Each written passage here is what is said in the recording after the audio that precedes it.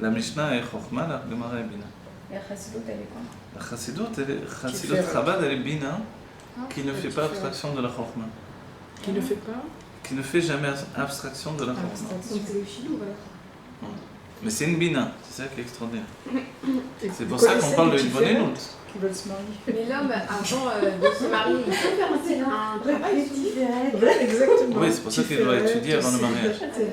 S'il n'étudie pas avant le mariage, alors il n'a pas fait la préparation. Voilà. Recherche, Tiferet. Chez les Tiferet. Chez les médecins. ומכל מקום הרי הם כולם ביחד כולם. De toutes les manières, ils sont tous ensemble. D'accord? Alors, ואם היות שהם כוחות מובדלים זה מזה, בבחינת אש וזה בבחינת מים, מכל מקום הרי הם כולם ביחד. Ça, on a dit dans l'état qui précède l'expression, donc, dans les Asar Sirot Al-Nosot, n'oubliez pas, c'est le sujet dont on parle. Vous voyez, la Bina, c'est ça, c'est qu'on est tellement dans les détails, on oublie de quoi on parlait. La Chorma, c'est qu'on a gardé toujours la base. L'état premier. Voilà. והיינו להיותם שם בתכלית הזכות והרוחניות, לא מיני ומקצתו, כלל מכמו שהם אחר כך. Donc en fait, comme ils sont vraiment les sphirotes, donc nos âmes, on peut dire les sentiments de nos âmes, dans l'état de sphirote qui précède le tzimtzum, elles sont dans un niveau de perfection absolue, alors en réalité, elles ne sont pas telles qu'elles seront après. Elles ne sont pas, c'est-à-dire elles ne sont même pas un petit peu de ce qu'elles seront après dans le dévoilement. C'est-à-dire que dès qu'elles descendront dans les mondes, alors elles vont être totalement différentes de ce qu'elles sont auparavant. Donc, au niveau de la pureté, vous voyez, ça s'appelle Teiru Ina, d'après le Zohar, la pureté supérieure. Ça voudrait dire que pendant la Géoula, elles vont revenir à cet état premier, c'est ça le truc? Ou alors elles vont être seulement purifiées, mais elles seront dans leur état qu'elles ont, l'expression qu'elles ont dans ce monde, mais purifiées, ou alors elles vont rejoindre leur origine? Regardez, la Géoula nous fait passer par plusieurs stades. Le monde de Hatzilut d'abord, et après une élévation vers le monde de Hakodim. Avant les Sphirot Gnuzot? Après. Après, parce après quand même, ouais. Quoi, ça veut dire quand il y aura la Géoula... La Géoula... Le tikkun dans le Nefesh, de la Nefesh Abémite, c'est ça? Il n'y aura plus de Nefesh Abémite. Oui, mais ça va être son tikkun. Il n'y aura plus de Nefesh Abémite. Le Hesh de la Nefesh Abémite sera englobé dans le Hesh de la Nefesh Elokit. Et lui rapporter toute la force qu'elle ne possède pas elle-même. Ah, elle ne va pas avoir d'entité d'elle-même, la Nefesh Abémite? Elle ne résistera plus, dit le Rabbi, dans un mahamar de la Gvormer, et elle ne restera que l'âme tivit, Nefesh Tivit. Moi je sais que la Nefesh Tivit c'est la Nefesh Abémite. Elle devient Nefesh Abémite, mais les tzadikim n'ont pas de Nefesh Abémite, ils ont une Nefesh Tivit. Donc c'est elle qui redevient ce qu'elle était. Voilà, elle devient son état originel qui n'est pas un état négatif. Bahamit c'est négatif, c'est péjoratif, on dit Bahamit. Dire une Béma à quelqu'un, c'est pas gentil, c'est pas. Quel Béma tu es? Béma Gassa, on dit aussi. Béma Daka, Béma Gassa. Mais alors ça veut dire que les Ratachim, quand il y aura la Géoula, ça veut dire c'est quoi? Alors voilà, il y a la Géoula, alors après qu'est-ce qu'il y a? Ça veut dire, je n'ai pas compris, je ne comprends pas dans les termes, dans la vie de tous les jours. Dans les termes de tous les jours, quand il y aura la Géoula, on n'aura plus d'attrait pour ce qui est nocif pour notre service de Dieu. D'accord. On n'aura plus qu'un attrait pour ce qui est l'expression du divin par notre personnalité. Oui. Aujourd'hui, non, on a des attraits pour autre chose. On étudie ça et on est émerveillé, mais en même temps, après, on peut aller faire n'importe quoi, des bêtises. Je sais pas. Oui. Parce que justement, l'énergie qu'on a donnée là-dedans peut faire qu'on a un manque après dans l'âme. C'est-à-dire que l'âme animale n'a pas trouvé son plein d'énergie là-dedans, elle veut retrouver autre chose. Parce qu'il n'y a pas de dévoilement suffisant, c'est ça? Parce qu'elle n'est pas assez impliquée encore. Qui? L'âme animale. Il faudrait vraiment étudier plus et plus et plus et plus. Mais ce plus, il demande beaucoup de choix de vie, etc. Donc les gens qui étudient tout le temps, des fois ça va bien. Ça aussi, ça peut entraîner également de délaisser leur âme animale qui ne connaissent pas. L'âme animale qui se confronte à la vie, ils ne la connaissent pas. Donc ils peuvent étudier aussi toute la journée, mais revenir à la maison, être le pire des maris, des pères, etc. Parce qu'ils ne se confrontent pas à l'âme animale qui est en relation avec le monde. Donc c'est difficile, quoi qu'il en soit. C'est L'existe. pour ça, le Rabbi m'a dit à chaque fois qu'on étudie quelque chose, il faut faire le lien dans les concrets. Voilà, il faut aussi rapporter dans le concret. C'est ça, c'est pour ça que Comment concrètement ça rapporte quelque chose dans Voilà, j'essaie de rapporter le plus. C'est pour ça que lui-même rapporte les exemples, chaque fois. Hein. J'essaie aussi de rajouter aussi dans l'exemple. Alors, וכמוכן יובן בעניין 10 ספירות דעים, היות דהתלבשותן בכלים, הרי אין בבחינת חסד וגבורה מובדלים זה מזה. Et de cette même manière, les 10 sphirotes, lorsque elles viennent s'habiller,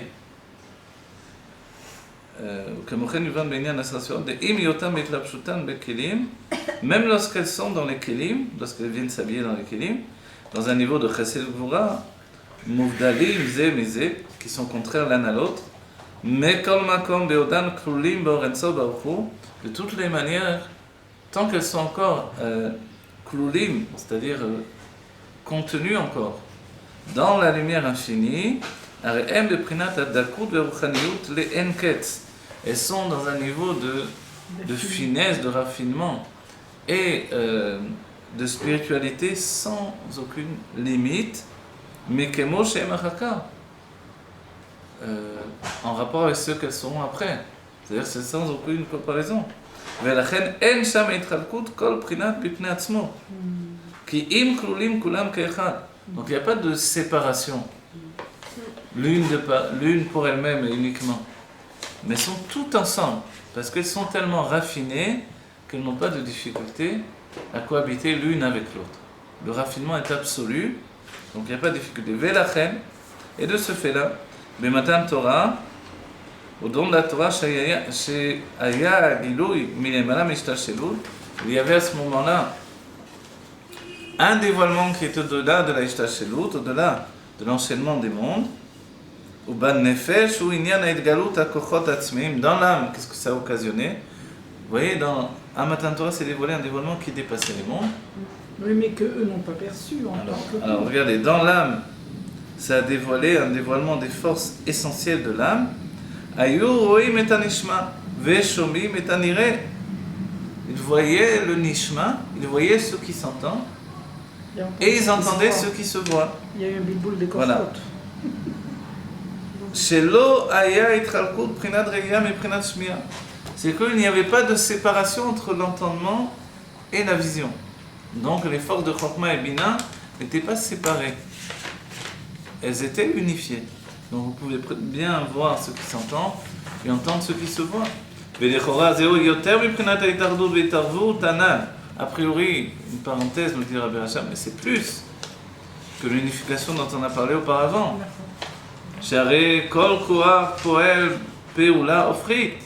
Parce qu'ici, chaque force va agir même une action contraire à sa nature. Deleel nidvaer, ce que l'on a dit auparavant, on a défini d'Inyan ha'itharvut ou rak ma she'shochanim yachad ve'enam nikarim ze mize. Tout à l'heure, on a dit dans Sarah Sfirot HaGnuzot, c'est juste qu'elles résident l'une avec l'autre, mais elles n'apparaissent pas chacune dans sa personnalité. Donc, c'est pas que elles n'ont pas d'identité propre. Exactement. D'un certain point de vue, j'ai pas de mal à accepter cette autre personne puisque elle est totalement inexistante. Vous voyez? C'est comme on a dit, la médecine n'apparaît pas. Donc son existence n'apparaît pas, forcément, il ne me pose aucun problème d'exister moi-même. Et en plus, qui plus est, je n'existe pas moi-même. Alors qu'est-ce qui existe? Dieu existe.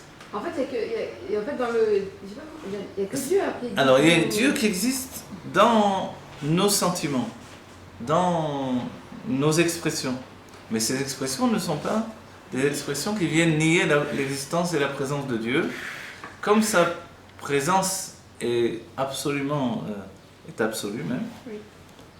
pas dans le mauvais côté, mais dans le bon côté, puisque c'est ça la vérité. La réalité c'est ça, c'est qu'il n'y a que Dieu qui existe. Oui. S'il n'y a que Dieu qui existe, forcément, Alors, Il n'y a pas de bon... comment je peux exister en réalité? Je n'existe pas. donc Alors, avouer qu'on n'existe pas, alors c'est avouer qu'il n'y a que lui qui existe. Voilà, en vérité ça c'est la vraie vérité, mais il a voulu que j'existe, puisque justement il a fait Chokhma, Bina, C'est l'inexistence dans l'existence. voilà, ça s'appelle Metziut Bilti Nimset. Une existence non-existence. Non-existante, pardon. Une existence non-existante, comme le Rabbi ressent ça de lui-même, comme les vrais tzadikim ressentent ça d'eux-mêmes. Ils n'ont pas de problème avec leur ishiyut, avec leur personnalité. Il faut faire ça, on le fait, c'est tout. Ils n'ont pas de réflexion, mais j'ai pas envie peut-être, quoi. Machin. Non, c'est tout, c'est ce qu'il faut faire. Mais c'est ça, dans la Géoula, on sera comme ça, non? Dans la Géoula, on sera comme ça. Ah, c'est pour ça qu'on dit... On existera au niveau individuel, tout en ayant une conscience générale de la divinité. Vous voyez, c'est ça qui est merveilleux. Surtout qu'on sera réunis, quoi. Voilà, on sera réunis. Et là, il dit donc, Venam nikarim zemizeh, donc ils n'apparaissent pas, il n'y a pas d'état de reconnaissance de l'un et de l'autre, mipnei she'en ba'em tziyur, parce qu'ils n'ont pas de dessin d'expression. Regardez, l'une des grandes choses qui font les marloquettes dans les personnalités, que ce soit dans le monde des hommes ou des femmes, c'est que dès que l'on attend une reconnaissance des autres, c'est terminé. C'est quoi, Dès que l'on attend une reconnaissance. Ouais. Vous savez qu'on dit que même les enfants d'Israël dans la sortie d'Égypte attendaient une reconnaissance. Bah, être reconnu par quoi? Chacun attend que l'on reconnaisse ses qualités. Ah. Moi j'enseigne, j'attends que l'on Ah, reconnaisse. d'accord. Ah, être flatté un peu alors. Ah, d'accord. Voilà, c'est-à-dire que mon mérite vient de faire, regarde-moi ce que je fais, ou ce que je suis. Ou... J'ai vu une fois dans une choule, je me rappelle un chassid, un Kohen qui s'est disputé avec un autre, et dans la dispute, comment il a mis en avant ses qualités personnelles, il a dit que toi qui tu n'es même pas capable de faire ton chitat, etc. Moi, ça fait des années que je donne un cours parce qu'il rajoute et il dit, ça fait des années. Moi, ça fait des années que je donne un cours de Tania, et voilà. Ça, c'est vous voyez, on a perdu toute la plémiure de la chassidoute, et c'est la nécessité de reconnaissance. Et on verra, que ce soit les hommes ou les femmes, dès qu'on a besoin d'être reconnu, c'est-à-dire tout à coup on voit que des personnes se mettent en colère, font des problèmes ou quoi que ce soit, ou se vexent, etc. Je suis passé dans la ville d'un tel et j'ai pas été le voir, ça y est, il devient mon ennemi mortel. Est-ce que je peux aller voir tout le monde si je suis passé dans la ville? Je suis passé dans la ville, j'avais 1 heure. Dans cette heure-là, j'ai pas pu passer le voir. Comme il a su que je suis passé le voir, quoi, tu n'es pas venu me voir? Ça, c'est le besoin de reconnaissance. Ouais. Quoi, tu ne reconnais pas le bien que je t'ai fait? Donc le besoin de reconnaissance, c'est ce qui fait notre problème dans la vie. Quand j'ai... On attend un retour constamment, on attend d'être reconnu dans ma personnalité, dans mes qualités, dans mes... Ça, c'est la galoute. Ça, c'est l'exil, c'est le propre de l'exil, et c'est ce qui... Dépendance à l'autre. C'est une dépendance constamment, puisque j'ai besoin de la reconnaissance de l'autre. Et ça, c'est tout le problème, que ce soit dans tous les sujets, c'est le problème. Dans l'amitié, dans le couple, dans le travail, dans tout. La femme, quand elle fait 38 salades et qu'elle dit moi c'est pour mon mari, elle attend merci, c'est bon, les machins, ça y est, elle est cuite, ça veut dire. Et lui, il n'en a rien à faire qu'une salade en plus ou moins. Si on n'a pas du tout, ça ne va pas lui casser la tête non plus. Donc c'est sûr que Dieu ne va pas y donner. Quand on dit on n'attend rien en retour des mitzvot, c'est un bon exercice. Voilà, effectivement. Mais le besoin de reconnaissance peut être très, très marqué chez certaines personnes, et il détruit la vie de cette personne et des autres, de son entourage. Parce que tout à coup, elle va en vouloir, elle va détruire ce qu'elle a construit parce qu'on ne lui a pas apporté la reconnaissance qui lui revenait de droit. C'est son droit. Vous voyez ? Et c'est ce qui s'appelle, dans le quotidien, c'est les gens à principe, les gens qui... Non, en vrai, c'est tout le monde. En réalité, dans le... C'est ça la galoute. S'ils ont manqué d'affection dans leur enfance, voilà, les parents, pas de parents. Exactement. Mais l'exil, c'est... l'utilité dans ce monde après, qui est remis en question. En même temps, ne pas donner de reconnaissance, de ne pas dire merci, c'est aussi un problème en réalité. Si nous-mêmes, on n'est pas capable de dire merci, on n'est pas capable de faire un compliment, mais aussi on a un problème de notre côté. Si on n'est pas capable de dire merci et de faire un compliment, et de reconnaître les valeurs d'un autre, il y a aussi un problème. Ça commence à se contredire là. Pas se contredire, mais... Non, c'est-à-dire, voilà, il y a le mashpia, le mekabel.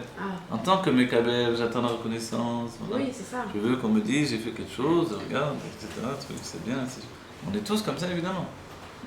Il n'y a pas un seul écrivain qui écrit un livre et qui n'a pas besoin qu'on lui dise qu'on a aimé le livre. Même si c'est très bien que le livre est très bien. Il a besoin de personne pour lui dire, mais il a besoin qu'on lui dise quand même. Mais quand on dit merci, c'est par manque, par politesse, quoi, par, je sais pas moi. Le Bechaye dira que celui qui ne dit pas merci, il ne fait pas partie de la communauté des hommes. Alors comment ça peut ne pas se contredire avec la Kara? Alors, parce que justement, chacun doit Ça penser... doit venir d'un bon makom. On doit être un équilibre entre le mashpia et le mekabel dans notre nature. Entre masculin et féminin. Masculin c'est mashpia, mekabel c'est féminin. Donc le besoin de ces numéros. Voilà, alors, aval ki im ou kemo she'u be'etzem mauto. Donc dès qu'on a un tziour, dès qu'on a besoin d'être venam nikarim zemizé, dès qu'on a un tziour, la troisième ligne en partant du haut, aval après la virgule, aval ki im ou kemo she'u be'etzem mauto. Si je suis tel que je suis dans l'essence de mon être, que je n'attends rien en retour de l'autre, et que l'autre ne me dérange pas non plus, voilà, j'ai atteint la Géoula. Wow. Évidemment, on a vu cette Géoula chez le Rabbi. On n'a pas vu chez nous. Et même le Rabbi, quand il nous dit j'ai fait tout ce qui est en mon pouvoir, et vous, qu'est-ce que vous faites pendant ce temps? Bougez-vous un petit peu. J'ai fait ce qui me revenait. Oui. Donc c'est parce qu'il y a une nécessité d'accomplissement. Pour atteindre l'endroit où il se trouve lui-même en réalité. Oui. Donc le Mashiach se trouve dans un niveau et il attend que l'on rejoigne ce niveau. Eh ben. Parce que lui, il est déjà en Géoula, il veut nous donner d'arriver dans cette Géoula. Veyesh lomar shezeu gam ken rak pshitut hatziyur ve'agbala. Il est lieu de dire que c'est uniquement ce qui s'appelle la pshitut hatziyur, la simplicité de la structure de dévoilement. Puisqu'on a dit qu'il y a quand même chesed, gvura, tiferet. On n'a pas dit qu'il n'y avait pas de chesed, il n'y avait pas de sphirot. Il y a des sphirot, mais elle est dans la pshitut. Et même sa limitation, qui fait qu'elle est une sphira et pas une autre, elle est dans le minimum de la limitation. D'accord? On va aller jusqu'au point. She'arei, ici il est écrit Pshitut hatziyur ve'agbala. La simplicité du dessin et de la limite. Vous voyez, c'est extrêmement psychologique tout ce qu'il dit là. Même si c'est philosophique et psychologique en même temps. Ça, c'est la Géoula. Mais le cœur. C'est la Géoula que l'on va vivre. C'est-à-dire que c'est pas qu'on ne va pas exister. Le Rambam pensait qu'on n'allait pas avoir une Géoula comme celle-là. Mais une Géoula totalement moufchat, totalement en dehors de voilà, dans cet ordre d'esprit-là, mais en dehors de la réalité terrestre. Le Chidouche qui vient du Rambam, Rabbi Moshe ben Nachman, lui, il a dit que justement on sera dans ce monde-ci, dans un corps, et on atteindra notre Géoula. C'est-à-dire qu'on aura quand même un tziour, un dessin, une structure d'expression, et une agbala, une limite, mais que ce tziour et cette agbala sera totalement dans la pshitut, dans la simplicité. Le but de la Torah, au bout du compte, c'est de se simplifier. Quand on voit des sages de plus en plus âgés, ils sont de plus en plus simples. Oui. Des quoi, Des sages. Ah, des sages. Des chacham, des chamim, des talmidei chamim, amitim, vrais, sont simples. Mais pareil, c'est le contraire. Pshitut et... Voilà. Voilà. Et en même temps, ils sont sages, mais en même temps, il y a des choses extrêmement arrêtées chez eux et définies. Ils ont leur psak halacha, ils ont leur position, ils ont leur pensée. Voilà. Et en même temps, une simplicité qui permet de s'unir avec tout le monde et de comprendre tout le monde. Comme on a vu, l'exemple le plus probant, c'est le Rabbi.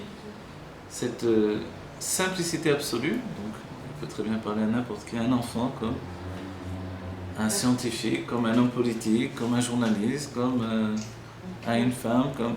Oui. Donc le Mashiach, il serait simple alors. Le Mashiach est extrêmement simple. Oui.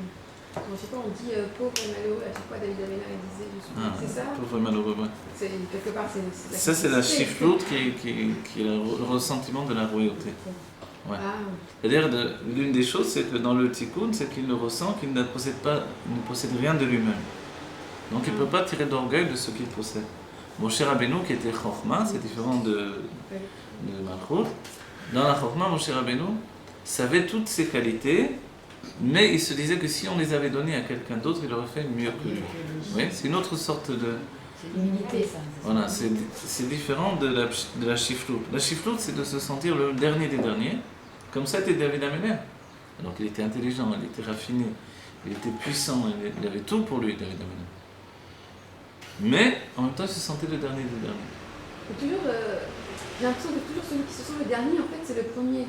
C'est la royauté. La royauté, c'est de se sentir, l'intériorité de la royauté, ce qui permet de s'affirmer sur les autres, d'être une autorité sur les autres, c'est le sentiment d'humilité qui est en nous. C'est-à-dire, c'est parce que je ne suis pas mieux que les autres que je peux leur dire quoi faire.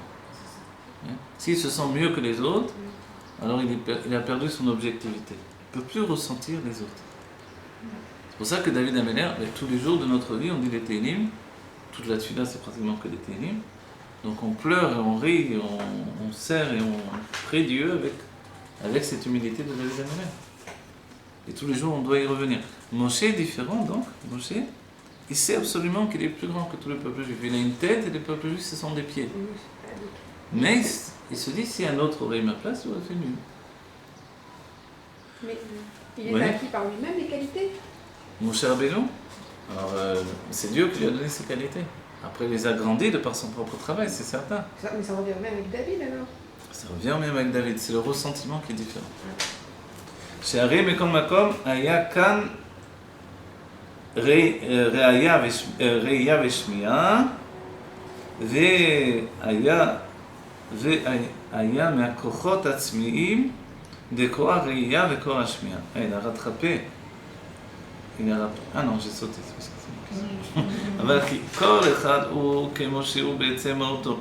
וכאן הרי קור הראייה פעל פעולה הופכית דקור השמיעה. Donc, quand on revient au moment de Matan Torah, chacun était dans sa nature et chacun voyait et entendait en même temps.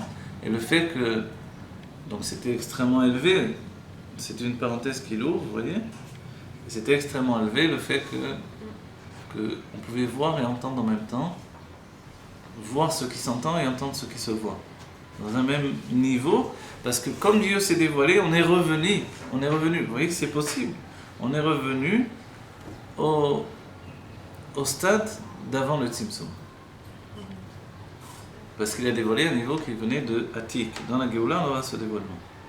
Atik, ça veut dire Menotak, séparé.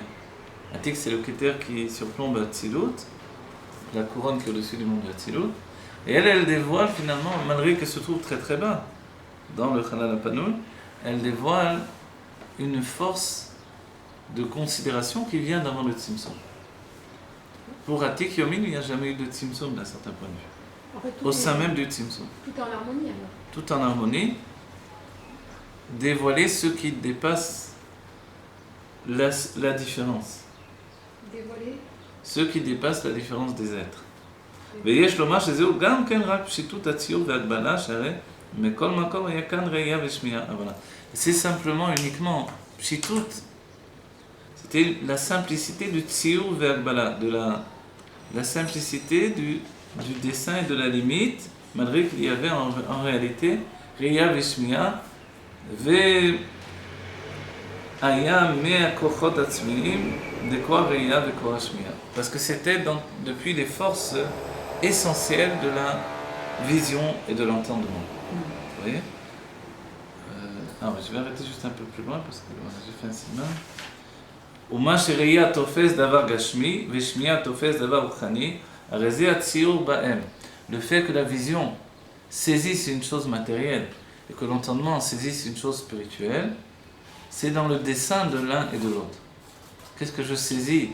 La vision ne saisit pas la matière des choses. Elle ne saisit pas a priori dans l'instant présent l'entité profonde des choses, elle saisit le dessin, l'expression d'une chose. Je vois une bouteille, je vois un verre, je vois un livre, je vois une table. C'est le dessin que je vois avec mes yeux. D'accord? Tandis que, et l'entendement aussi, j'entends une chose, j'entends des sons, tout de suite je traduis qu'est-ce que ce son. Oui? Je dis c'est une machine qui fait du bruit. C'est une parole d'une personne qui parle. C'est telle personne qui parle. Tout de suite je donne une traduction. L'entendement c'est ça. C'est le détail qui va traduire la chose. Mais c'est le côté, le dessin, l'expression que je saisis quand même.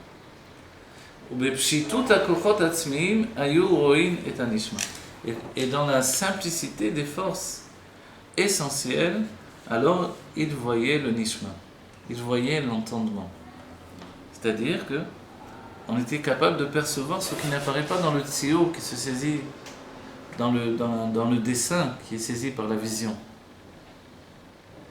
A priori, je ne peux pas voir avec mes yeux ce qui est saisi par l'entendement.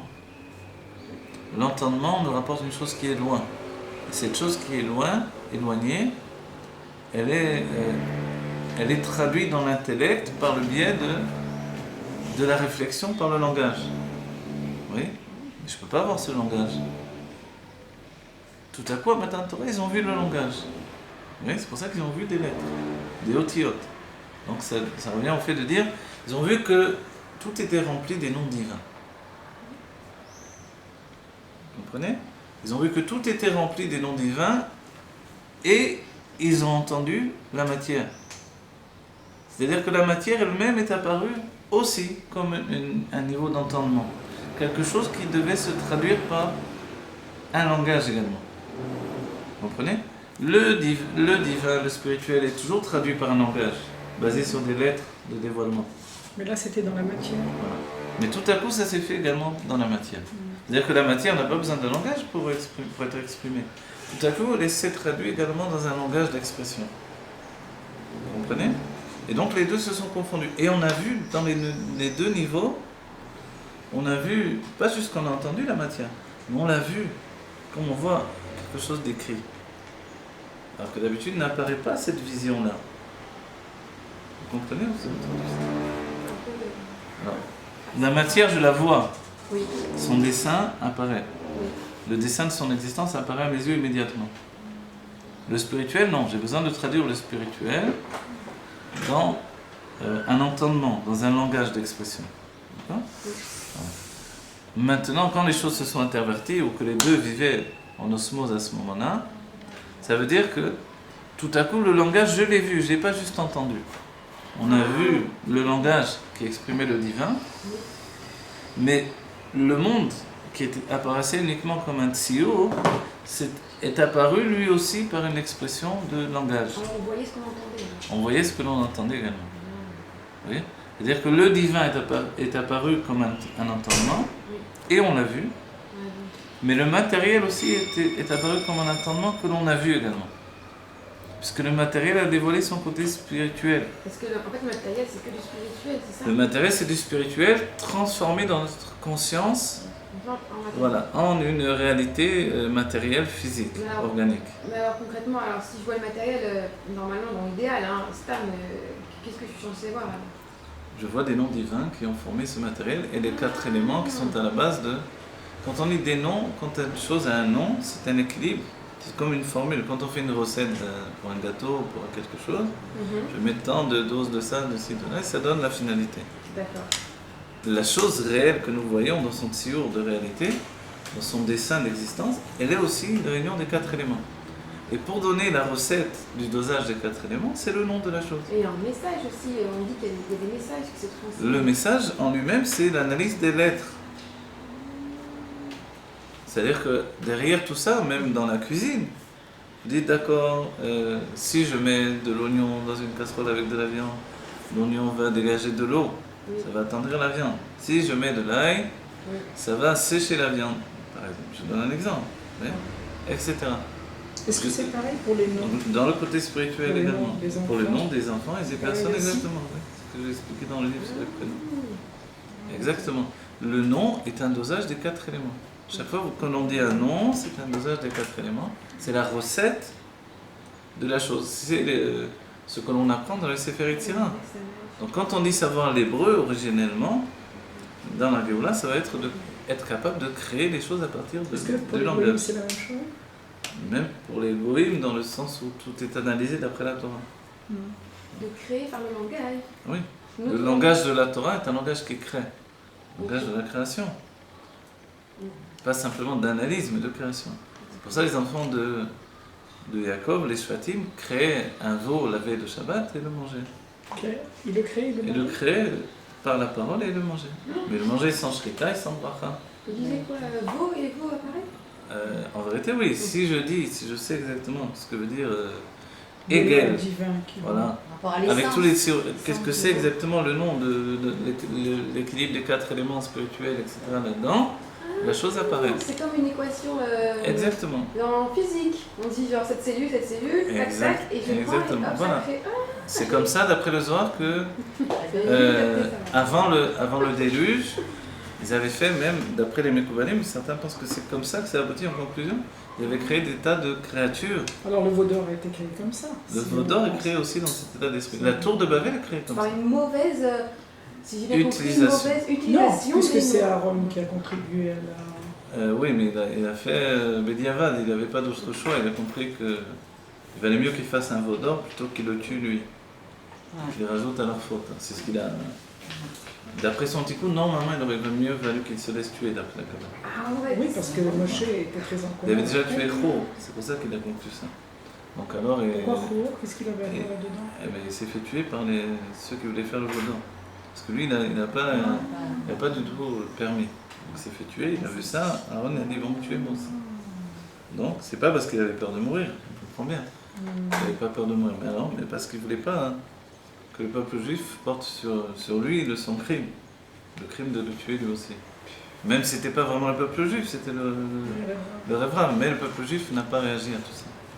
Voilà. Et même la tour de Babel, donc elle a été faite avec des lettres du langage divin. C'était vraiment une tour qui pouvait enfermer la Shrina. C'est comme on prend les lettres de l'alphabet, on peut faire, avec les lettres de l'alphabet, on peut créer le mot Ahava comme on peut créer Sina. Voilà, exactement. Et juste on inverse les lettres. Exactement. Et après, vous écrivez chaque lettre aussi. Dans chaque lettre, on voit qu'il y a une écriture. L'Aleph s'écrit Aleph. D'où l'importance de se purifier pour créer que du bien. Voilà, le Yud s'écrit Yud, c'est-à-dire Yud, Vav, Dalet. Chaque lettre, vous l'écrivez, vous voyez que en l'écrivant, elle a une nature de par elle-même. C'est une maison. D'accord ? Bon, voilà, comme on aborde la réalité de notre être divin dans la Géoula Mitil Vashkuma, qu'on soit vivant pour l'éternité, avec le Rabbi Meir Mosher et tous les Juifs de tous les temps, c'est la fin du cours. Voilà, que l'on apporte tous cet enseignement dans notre vie, qu'on comprenne que tout ce qui est notre vie, notre compréhension au quotidien, la vraie psychologie de l'être juif, elle ne peut venir que de ces enseignements-là, véritablement. On le comprend en bout de course, c'était mieux vaut tard que jamais, mais on comprend bien que c'est ça. La vraie psychologie, notre psychologie, elle vient de tout ça. Parce que c'est une psychologie divine, voilà.